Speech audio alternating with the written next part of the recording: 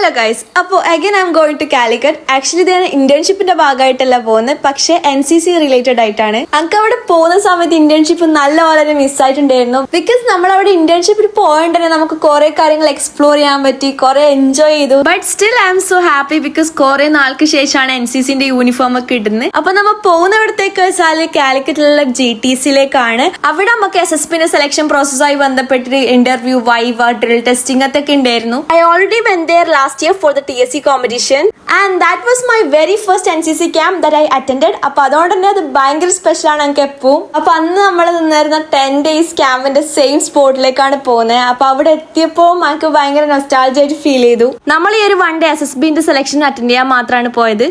നമ്മളപ്പം SSBന്റെ ഇന്റർവ്യൂവിന് പോവാണ്. അവിടെ ഓൾറെഡി CATCയും TSCന്റെ പ്രാക്ടീസ് ഒക്കെ നടക്കുന്നുണ്ടായിരുന്നു. അൺഫോർച്ചുനേറ്റ്ലി എനിക്ക് TSCക്ക് പോകാൻ പറ്റിയിട്ടില്ല. ആസ് ഐ സൈഡ് എനിക്ക് JDFSന് പോകാൻ പറ്റിയിട്ടില്ല ബിക്കോസ് ഞാൻ ഇന്റേൺഷിപ്പിന് പോയ സമയത്തായിരുന്നു സെലക്ഷൻ പ്രോസസ് ഒക്കെ ഉണ്ടായിരുന്നത്. അങ്ങനെ ഫൈനലി നമ്മൾ അവിടെ എത്തി. സത്യം പറഞ്ഞാൽ അവിടെ എത്തിയതിനു ശേഷം I couldn't take any clips because ആ ഒരു ടൈമിൽ ഞങ്ങൾക്ക് ഒരു സ്പേസ് കിട്ടിയിട്ടുണ്ടായിട്ടില്ല. അപ്പോൾ ലഞ്ച് ബ്രേക്കിന്റെ ഗ്യാപ്പിലാണ് ഞാൻ ഫോൺ എടുത്തത്. അപ്പോൾ ഒരു ആഫ്റ്റർനൂൺ ഒക്കെ ആകുമ്പോഴത്തേക്ക് നമ്മളെല്ലാം ഏകദേശം കഴിഞ്ഞിട്ടുണ്ടായിരുന്നു. ആ സമയത്ത് നമ്മളോട് പോകാൻ പറഞ്ഞു. ശരിക്കും പറഞ്ഞാൽ നമുക്ക് അവിടെ നിന്ന് വരാൻ തോന്നിയിട്ടില്ല, പക്ഷേ നമ്മൾ ക്യാമ്പിൽ അല്ലാത്തതുകൊണ്ട് എന്തായാലും നമുക്ക് പോകണം.